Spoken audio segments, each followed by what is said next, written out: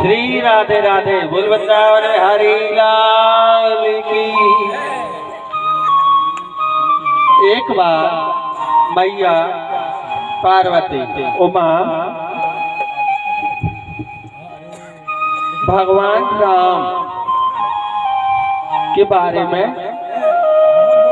जानने की बहुत इच्छुक हुई। बात ऐसी थी कि त्रेता युग की बात है। त्रेता युग में भगवान भोलेनाथ मैया पार्वती उमा के साथ बिहार के लिए निकलते हैं। उस समय वह वहां जाते हैं जहां पर कुंभज ऋषि रहते हैं। कुंभज ऋषि मतलब अगस्त ऋषि, जिन्होंने सारे समुद्रों को अपने अंजलियों भर के पी डाला था।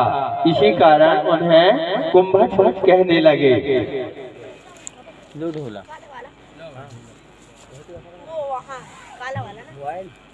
काला वाला जी जी जी। काला कवर है वही तो बोल। एक बार त्रेता जग माही, एक बार त्रेता जग माही, बार त्रेता जुग माही, सब गए कुंभज ऋषि पाही, शंभु गए कुंभज ऋषि पाही, सब गए कुंभज ऋषि पाही, शंभु गए कुंभज ऋषि पाही। त्रेता युग की बात है कि भगवान भोलेनाथ मैया के साथ अगस्त ऋषि जी के आश्रम पधारे। अब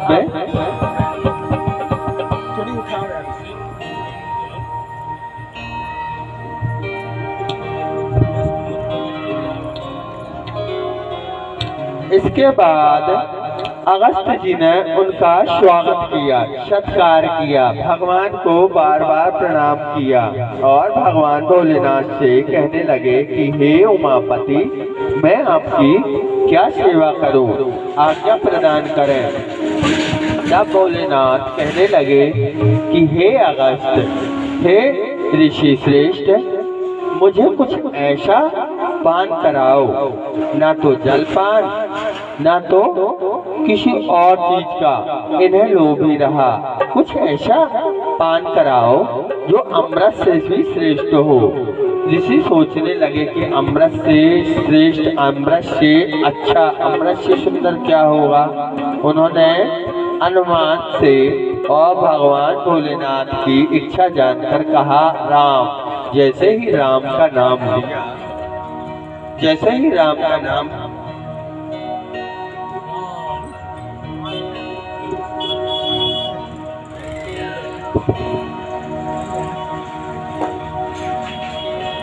जैसे ही राम का नाम लिया, भोलेनाथ प्रफुल्लित हो गए, मस्त हो गए, मगन हो गए और राम नाम की जैसे ही धुन और उनका कीर्तन संकीर्तन करने लगे तो प्रसन्न हो गए। और कुछ समय पश्चात इस प्रकार से भाव विभोर हो गए कि उन्होंने उस स्थान पर कुंभज ऋषि के आश्रम पर एक भी चैन न पड़े और तुरंत ही वह राम के दर्शनों के लिए लालायित हो गए और वहां से चलकर पहुंचे कहाँ, जहां पर राम लक्ष्मण सीता के सहायक थे। उस समय सीता जी को रावण हरण कर ले गया था। भगवान राम लक्ष्मण जी के साथ उन सीता मैया को खोज रहे थे।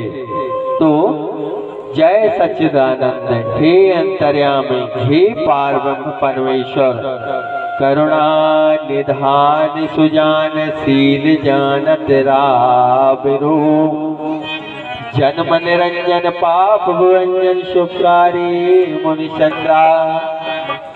इस तरीके का भगवान भोलेनाथ उनकी स्तुति कराने लगे। आदि अनंत अभेद चुभेद अभेद निरंतर गावे, निर्गुण पैगुण धार प्रभु नित्य आकर जग में खेल रचावे।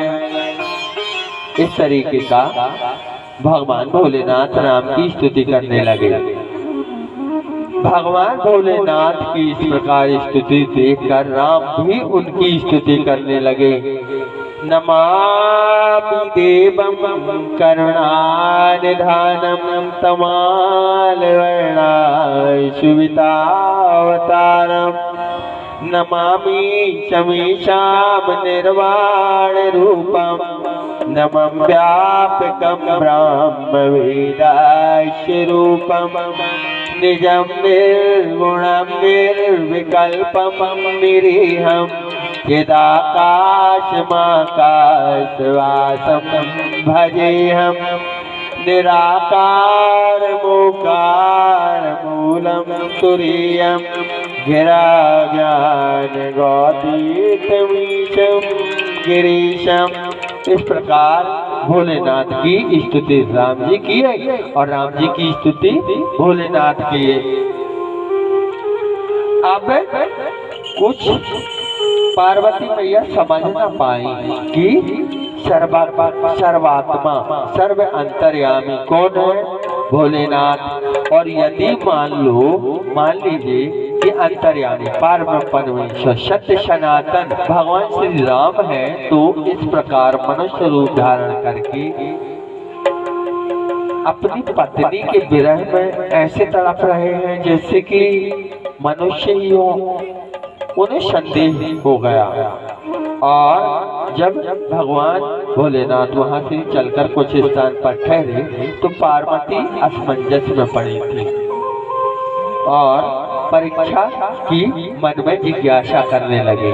तब भोलेनाथ के मना करने के बाद भी वह आग्रह की प्रकट की तो उन्होंने आदेश कर दिया। अब आदेश किया तो पार्वती मैया चल दी कहाँ? जहाँ पर भगवान राम थे और लक्ष्मण थे। तो ऐसे नहीं, सीता जी का वेश बनाकर।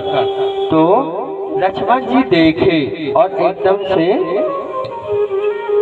बड़े बेचैन होकर, हे भैया, हे राम, हे श्री राम, देखो भाभी सीता जी को देखकर, सीता जी के रूप में पार्वती को देखकर अचंभित हो गए। लक्ष्मण दिखो मां प्रतिवेशा, लक्ष्मण दिखो मां प्रतिवेशा, लक्ष्मण दिखो मां प्रतिवेशा, लक्ष्मण दिखो मां प्रतिवेशा, चकित भय प्रभु शेषा, चकित भय प्रभु दया विशेषा। विशेष मतलब होता है शेष नागा अवतारी भगवान लक्ष्मण चकित हो गए, अचंभित हो गए कि प्रभु सीता मैया तो ये है और हम यहाँ इधर उधर भटक रहे थे। लेकिन भगवान राम तो अंतर्यामी है, पारब्रह्म परमेश्वर है। जैसे ही उन्होंने सीता जी की तरफ नजर डाली, अर्थात उन्हें सीता जी की ओट में क्या नजर आ गया? पार्वती मैया। और उन्होंने क्या कहा? सती कपट जानऊ सुस्वामी, सती कपट जानऊ सुस्वामी, सती कपट जानऊ सुस्वामी, सती कपट जानऊ सुस्वामी, समदर्शी सब अंतर्यामी, समदर्शी सब अंतर्यामी, समदर्शी सब अंतर्यामी।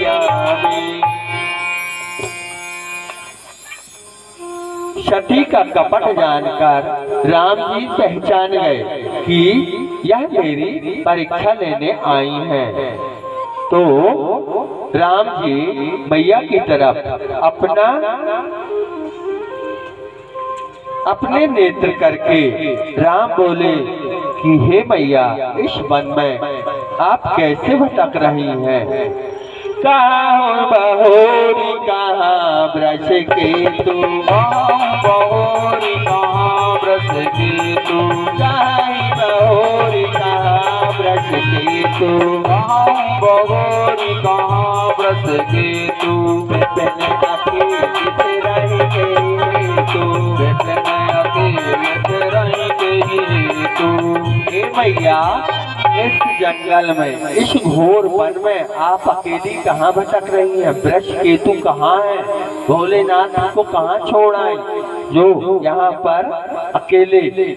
जैसे ही जब उन्होंने मैया पार्वती की माया पहचान ली अंतर्यामी राम ने, तो मैया अचंभित हो गई, घबरा गई, सोचने लगे कि मैंने इनकी परीक्षा लेकर क्या किया, अच्छा नहीं किया।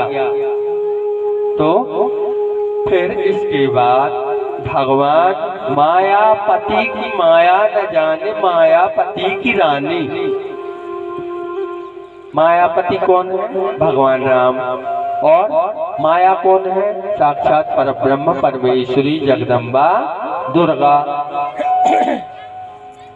उमा स्वयं महामाया है, इसके बाद भी लक्ष्मी स्वयं महामाया है,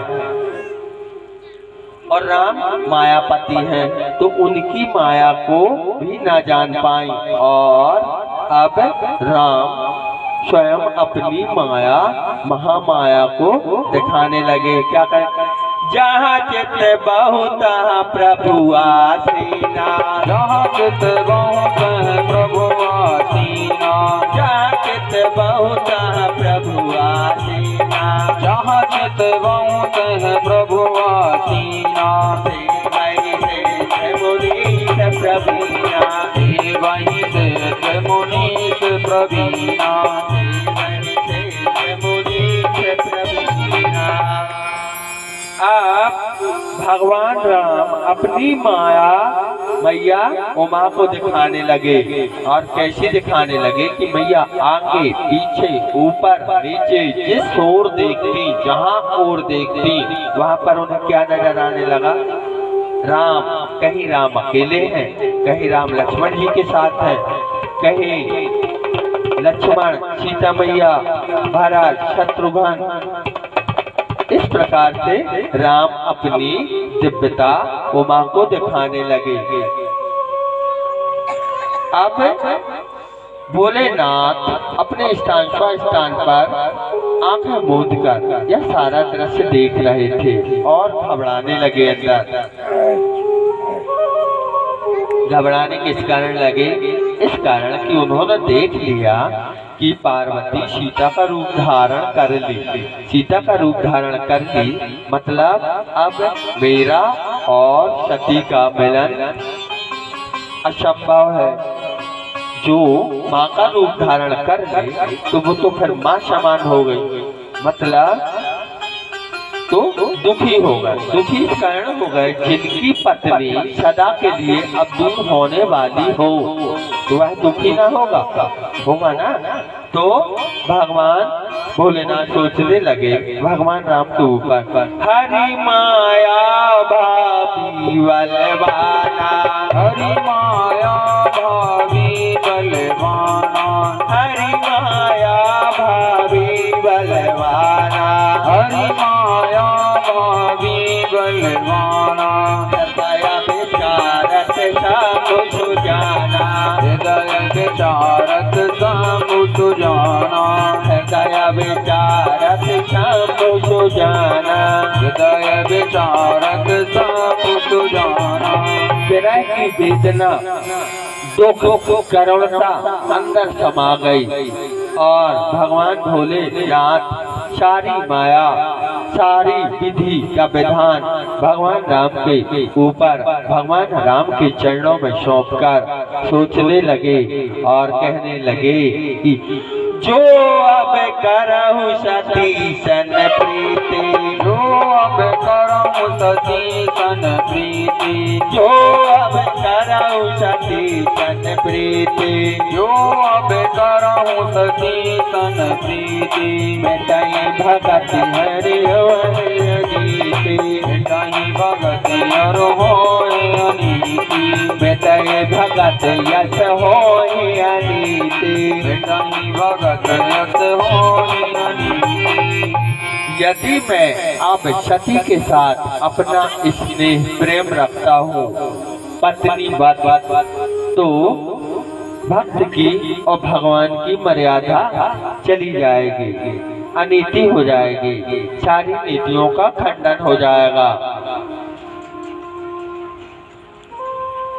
इसके बाद पार्वती को उन्होंने स्नेह करना बंद नहीं किया, लेकिन स्नेह में की भी परिभाषा बदल दी। पत्नी वध ना करके मात्र वध करने लगे। अब इस तरह क्रोधाग्नि में, विरह अग्नि में क्रोध इस प्रकार उमा करने लगी कि मैंने ऐसा क्यों किया, और दुख इस प्रकार का हुआ कि मेरे से यह हुआ क्या कि जो भोलेनाथ ने मेरा तिरस्कार कर दिया। मन में बहुत गलानी भर ली, कहीं न जाए कछु हृदय गलानी, कहीं न जाए कछु हृदय गलानी, कहीं न जाए कछु हृदय गलानी, कहीं न जाए कछु हृदय गलानी, मन में रहे तुम्हारा सयानी, मन महुरा मही सुमर सयानी। मन मन भगवान राम को सुमर कर उमा अपने मन में बहुत गिलानी पैदा करने लगी कि हे राम, मेरे से अवगुण हो गया है, मेरे से भूल हो गई, मेरे से अपराध हुआ है। अवगुण कियो तो बहुत कियो, करत न आई लाज, कृपा की न होती जो आदत तुम्हारी। हे प्रभु, यदि आप दीनदाल ना कहते तो दुखियों का दुख कैसे दूर करते।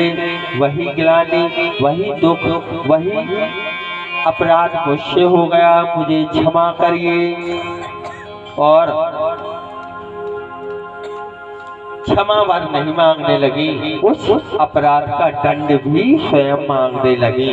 कहने लगी, जो प्रभु दीन दयाल कहावा, जो प्रभु दीन दयाल कहावा, जो प्रभु दीन दयाल कहावा, जो प्रभु दीन दयाल कहावा, आरती हरण वेद जस गावा, आरती हरण वेद जस गावा, आरती हरण वेद जस गावा।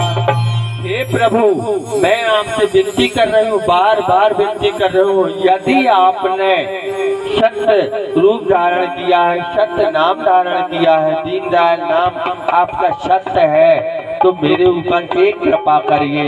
हे दयाल, हे नाथ, मेरे ऊपर एक अनुग्रह भर कर दीजिए। तो मैं विनय करहूँ कर जोरी, तो मैं विनय करहूँ कर जोरी, तो मैं विनय करहूँ कर जोरी, तो मैं विनय करहूँ कर जोरी। छूटत बेग देह मोरी, देह देग यह मोरी। हे प्रभु, एक विनती सुन लो और मेरे ऊपर एक दया कर लो। यदि इस प्रकार उमापति से दूर, भोलेनाथ से दूर रहना है तो शीघ्र ही इस देह से मेरे प्राण निकल जाएं। मैं जीवित रहना नहीं चाहती। महेश शंकर से दूर। उसी समय आकाश मार्ग में देखा मैया ने तो कुछ विमान निकल रहे थे, उड़ रहे थे। भोलेनाथ से पूछने लगे कि नाथ यह क्या है? तो उन्होंने बताया कि हे उमा, तुम्हारे पिता ने एक उत्सव किया है, यज्ञ ठाना है और सभी देवी देवताओं को, नर किन्नर सुर गंधर्वों को, सभी को आमंत्रित किया है, लेकिन मेरे द्वेष के कारण तुम्हें आमंत्रित नहीं किया। अब एक चीज बताऊं, थोड़ा सा उदाहरण दो। भगवान भोलेनाथ से द्वेष ऐसा नहीं था कि पार्वती के साथ विवाह किया था या उमा के साथ। द्वेष यह था कि एक बार सभा, सुधर्मा सभा बैठी थी। उस समय दक्ष प्रजापति उस स्थान पर पधारे तो सारे देवी देवता खड़े होकर उनका आदर किए, लेकिन भोलेनाथ और ब्रह्मा जी दो लोग ना खड़े हुए। तो ब्रह्मा जी को तो उन्होंने दक्ष ने क्षमा कर दिया, क्योंकि वह पिता थे उनके। तो कहा पिता का तो उचित भी नहीं होता कि अपने पुत्र का आदर करे, किंतु भोलेनाथ दामाद ही मानता था। उन्हें भोलेनाथ सर्वशक्तिमान नहीं माना और दामाद ही माना। तब उनको उस समय क्रोध जगा और बस यही सोचने लगे कि कब शिव से मैं अपने अपमान का बदला लूं। और वही अपमान का बदला ले दिए। यज्ञ स्थल में शिव भगवान को सती को नहीं बुलाया। अब सती को लाख समझाने के बाद भी भोलेनाथ की वह जिद करने लगी। जिद कैसी करने लगी? पिता भवन जाने के लिए भोलेनाथ ने बहुत समझाया कि बिन बुलाए कहीं नहीं जाना चाहिए। मान नहीं, आदर नहीं, नैनन नहीं सने, तुलसी न जाए चाहे कंचन वर्ष में। अब देखिए 3 जगह पर बिन बुलाए जाना चाहिए, बाकी जगह बुलाने पर ही जाना चाहिए। 3 जगह वो है, एक गुरु के गृह, गुरु के घर बिन बुलाए स्वयं को जाना चाहिए। दूसरा राजा के यहाँ और तीसरा भगवान के श्री चरणों में या भगवान के स्थान पर मंदिर पर।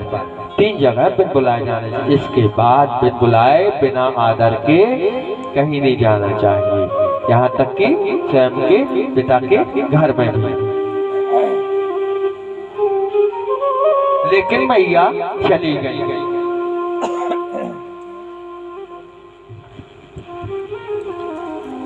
तो पिता के भवन में जो अवसर था उसमें शामिल होने चली गई। तो वहां पर क्या हुआ? केवल इतना हुआ, पिता भवन जब गई भवानी, पिता भवन जब गई भवानी, पिता भवन जब गई भवानी, पिता भवन जब गई भवानी। साक्षात कहु जात न मानी, साक्षात कहु जात न मानी, साक्षात कहु जात न मानी। पिता के भवन में गई तो दक्ष अपनी टेढ़ी भ्रुकुटी सोन के ऊपर नजर डाला और देखने के बाद भी उन्हें अनदेखा कर दिया। केवल उनकी माता ही उनसे मिली और उनकी बहनें मिली। तो बहनें मालूम है किस प्रकार से मिली? इस प्रकार से एक अवहेलना, एक तुच्छ दृष्टि डालकर।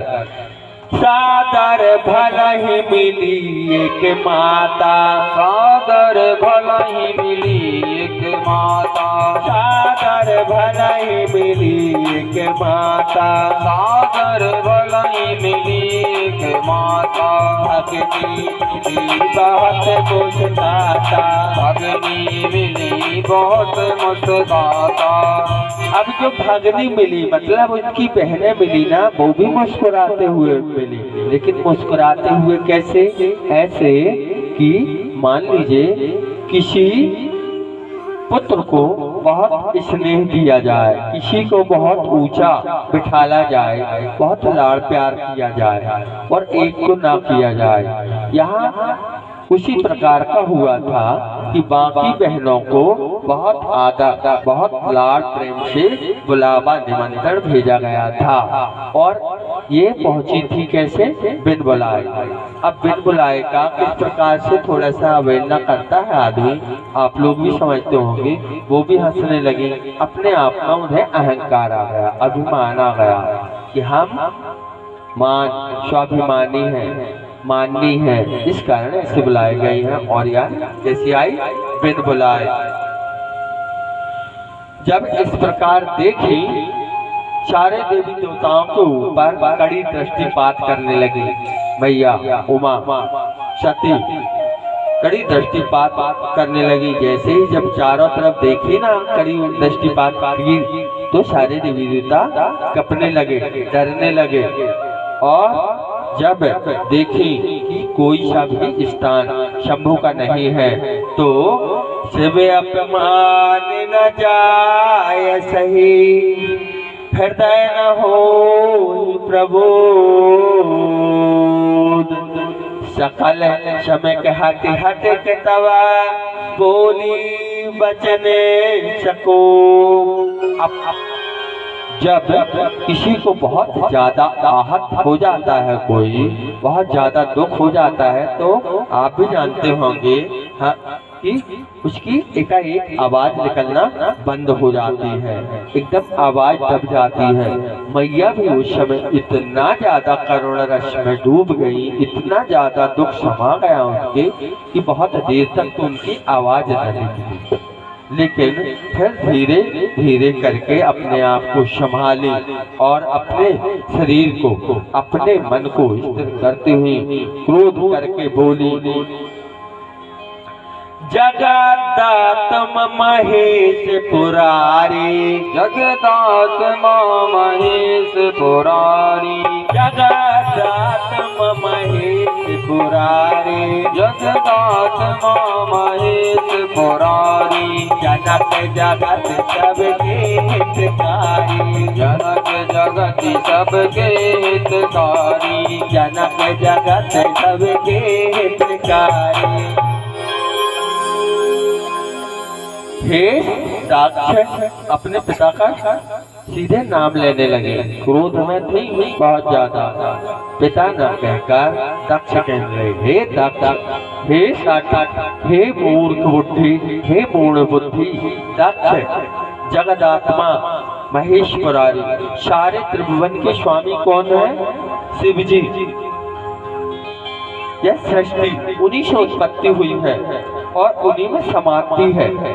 ऐसे त्रिलोकी नाथ का तूने अपमान किया है तो पिता मंदमति निंदत तोहि, पिता मंदमति निंदत तोहि, पिता मंदमति निंदत तोहि, पिता मंदमति निंदत तोहि, संभव यह पिता, आज मैं भरी क्षमा में तुम्हारी निंदा करती हूँ और तुम्हारी दी हुई इस देह को मैं अभी त्यागने का निर्णय करती हूँ। तजहूँ तो रत देते हेतु,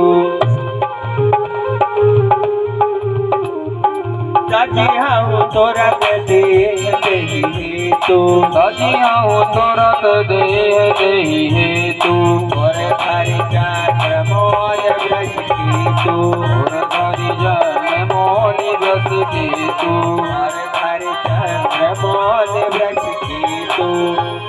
इस प्रकार कहकर अपने पिता से उन्होंने महादेव का अपने हृदय में ध्यान किया, भगवान का ध्यान किया और इसके बाद जगदम्बा इतनी क्रोधातुर हुई, इतनी क्रोधात हुई कि जो यज्ञ चल रहा था ना उसी यज्ञ कुंड में प्रवेश कर गए और धू धू कर चलने लगे। अस कहीं जोग अगन तन जारा, अस कहीं जोग अगन तनु जारा, अस कहीं जोग अगन तन जारा, अस कहीं जोग अगन तनु जारा, भयहु सकल मख हाहाकारा, भयहु सकल मख हाहाकारा। इस प्रकार सोचकर मैया उस यज्ञ कुंड में अपनी देह को अग्नि में प्रज्वलित कर दी और इस प्रकार सभी देवी देवता देखकर एकदम थर थर कांपने लगे, हाहाकार करते हुए चिल्लाने लगे, भागने लगे यहाँ वहाँ। खरी है खबर जब महादेव तक पहुंची। समाचार जब शंकर पाए, समाचार जब शंकर पाए, समाचार जब शंकर पाए, समाचार जब शंकर पाए, वीरभद्र करि गोप पठाए, वीरभद्र करि गोप पठाए, वीरभद्र करि गोप पठाए।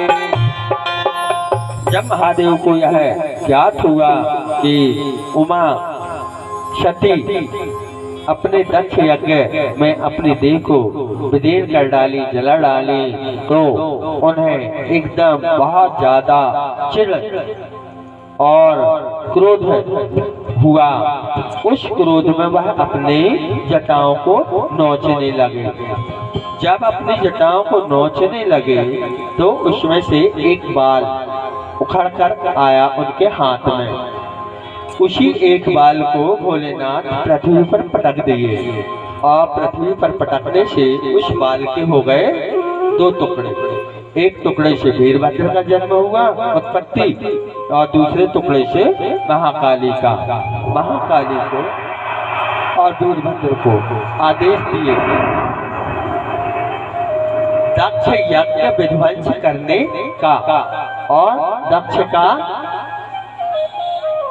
यज्ञ तो विध्वंस हो तो हो, उसका भी गला काटने का उन्होंने आदेश कर दिया।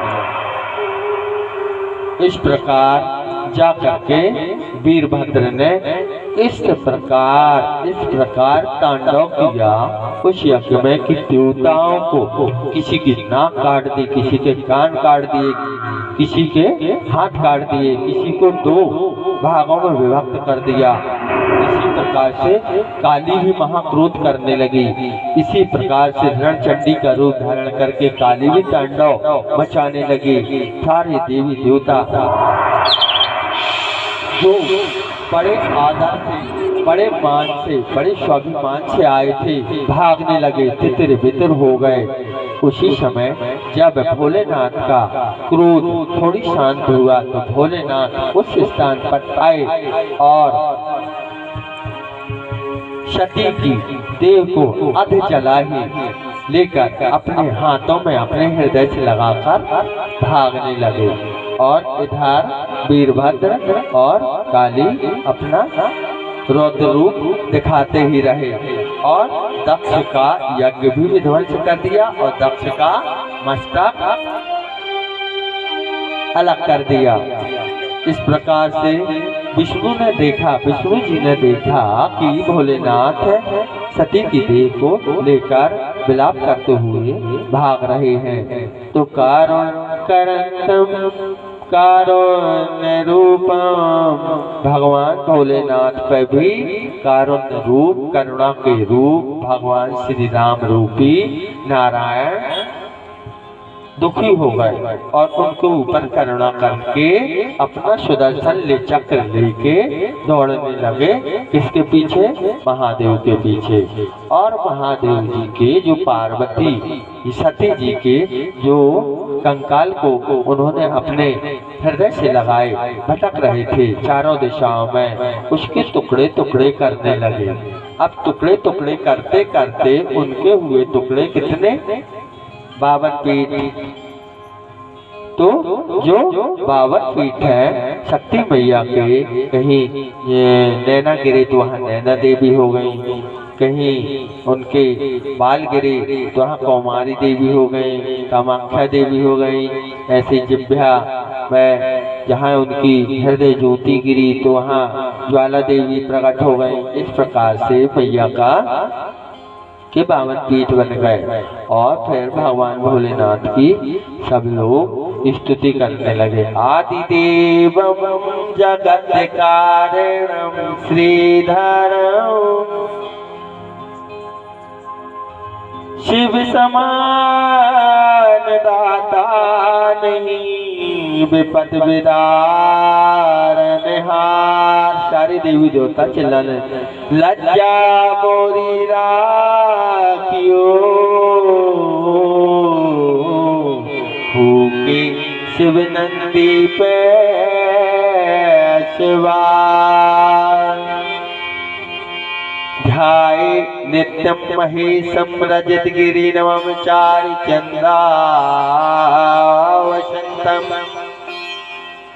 रत्नाकल्पोज्ज्वलं परशुं रघुवरावेति हस्ता प्रसन्नम् पद्मासीनं समानान्तस्थं मम्रे गणे व्याकृतिवासानं विशालं विश्वं बन्धनिखिलं भयहरं पंचवक्त्रं त्रिनेत्रां नमः। इस प्रकार स्तुति सुनकर भगवान भोलेनाथ का क्रोध दुख थोड़ा शांत हुआ और लौटकर भगवान भोलेनाथ नारायण की ओर निहारने लगे। जब नारायण की ओर पलटे निहारे तो सारे देवताओं के अंदर खुशी आई कि भोलेनाथ के मन जो अभी सृष्टि से हट गया था कम से कम कन्हैया के ऊपर कम से कम नारायण पर तो लौटा। तो नारायण उतनी समय बोले आकाशम तारकम लिंगम पाताले हाट के श्रम भूलोकेश्च महाकाली लिंगास्त्र्या स्तुति। आकाश को भी आप ही ने संभाला है, पाताल को भी आपने हाटकेश्वर नामक लिंग से संभाल रखा है और प्रसारी पृथ्वी को भी भोलेनाथ आपने ही संभाला है महाकालेश्वर उज्जैन में बैठ के।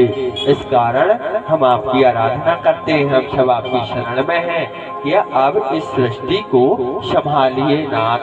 जो हो गया कतम न सोचा में कृतम न मनवे। हे नाथ अब वर्तमान का और भविष्य का विचार करके आप शांत होइए।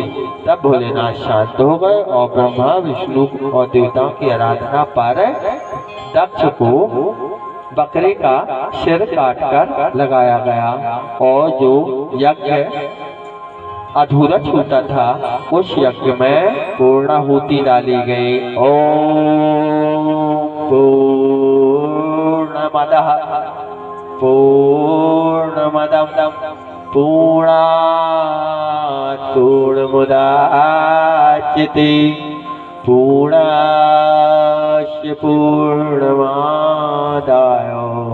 पूर्णमेवावशिष्यते।